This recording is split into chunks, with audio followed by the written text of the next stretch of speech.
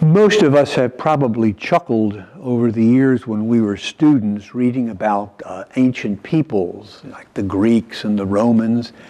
The Greeks had their gods up on the top of Mount Olympus. Remember that, And the gods acted like like we do, only worse. They were always having orgies and carousing and having fights with each other and killing each other. And we sort of chuckle at that their image of God was so juvenile. And even in the Hebrew scriptures, we have the golden calf, people setting up a statue they made for themselves and thinking that this is their God. This is what God is like. Well, we shouldn't laugh too hard because most of us in the course of our lifetime have also created a God for ourselves. I think most of us very early on had a God who was Mr. Fix-It.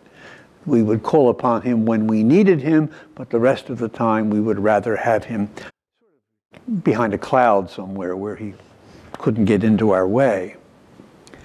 And very often I think we subtly do still create a God for ourselves by projecting perhaps our own worst qualities on the one we see as so powerful. So in order to correct any of these bad and idolatrous and mistaken images of God, this is the week in which we learn what God is truly like. This is the week in which we relive in sacramental signs what God did for us beginning over 2,000 years ago by becoming one of us, as Paul mentioned in the second reading today. So if we want to really get to the heart of God and to know what God is really like, this is the week to do it. To immerse ourselves in the events of Holy Week, to see in Jesus God himself, and learn what God is like by the way that Jesus lived his human life. God is, of his very essence, love. St. John tells us that years later in one of his letters.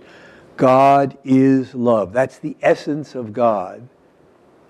And when love meets us, mercy blooms. Mercy is demanded because of that relationship. So this is the week to come to the heart of the matter of what it is to be a Christian, what it is to be a creature and a child of God, what it is to be baptized. This is the week we see God unmistakably. Not with our created images of him, but the face that God has in reality, which is the face of the crucified Christ.